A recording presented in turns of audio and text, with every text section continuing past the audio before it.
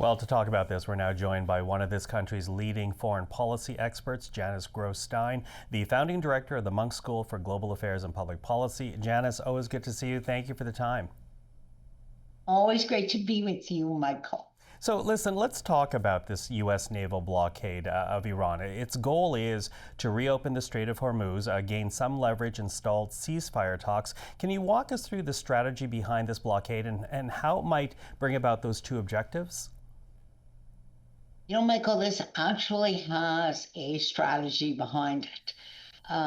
Why a blockade? Because Iran exports virtually everything that it needs to earn the money, either by bartering or by paying in Chinese currency or other currencies, because it is shut out of the banking system. It does that by exporting through the Straits of Hormuz. So it's not only oil. It's grains, it's other things that Iran exports. Iran cannot actually withstand a prolonged embargo. Now, how long can it withstand it? 2 weeks, 4 weeks, 6 weeks, 8 weeks? But this is an attempt to squeeze the Iranian economy, which is already circumscribed by sanctions. The question is twofold. Whose pain point is lower? Can Iran wait out what is an inevitable surge in oil prices and inflation in the United States, as well as in many other economies in the world? Can they outlast Donald Trump? I think the Iranian calculation is he will blink first.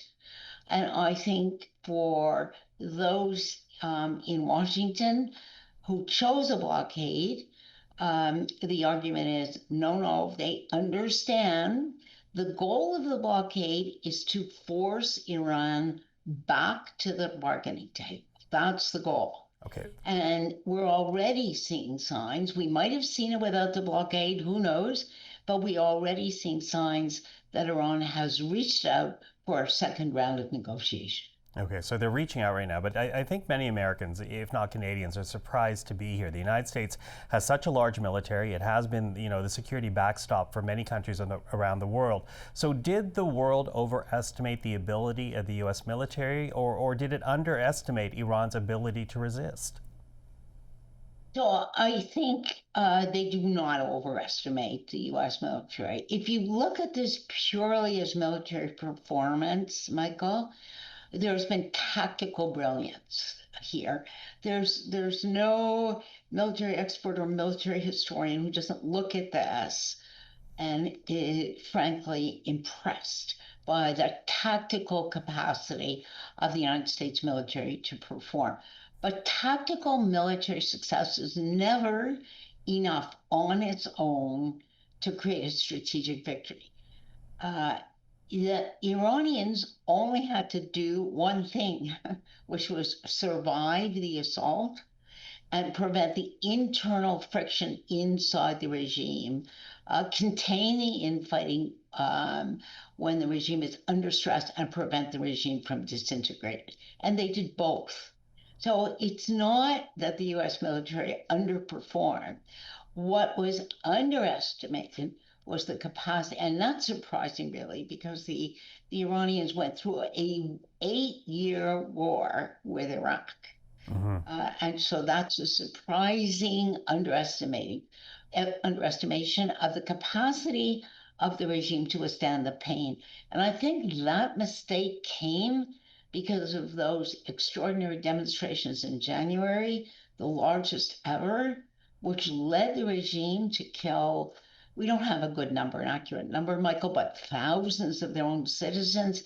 And that created the impression that the regime was brittle and had lost the support of the population. Mm-hmm, mm-hmm. So here, as you say, that the regime continues to resist and persist. But the U.S. president outlined many goals for his decision to strike Iran, 6.5 weeks ago. Among them, to get Iran to end its nuclear enrichment program, to end its support of terrorist groups like Hamas, Hezbollah, and the Houthis.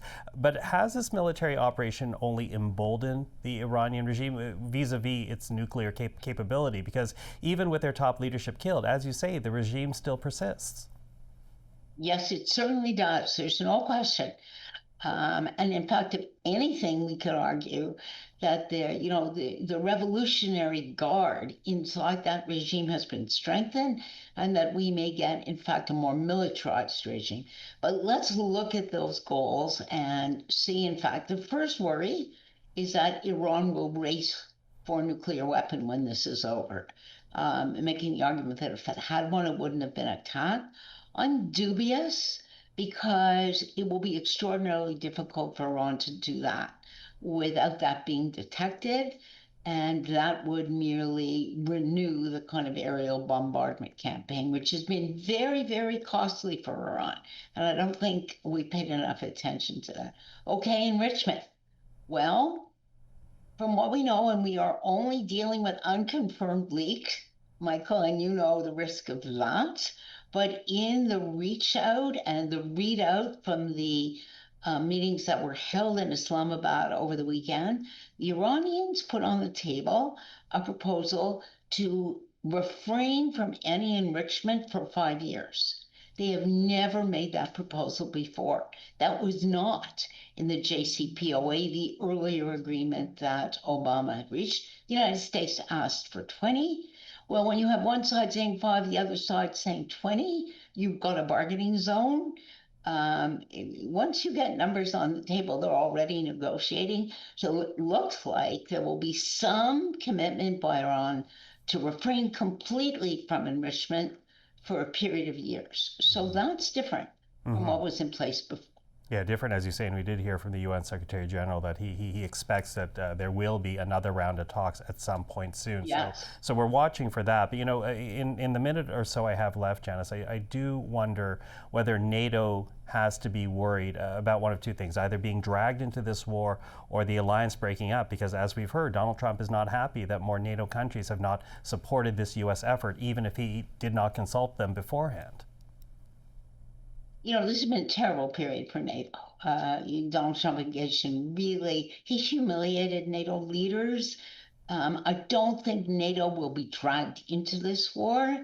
I don't even think the big powers will be. Britain, France, Germany have made it clear they are not going to participate in the blockade. I think in Europe, Michael, I was just in Europe over the weekend.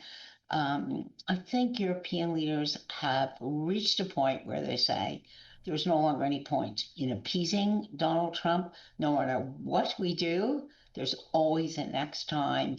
And I think they've drawn a line on this one. Okay.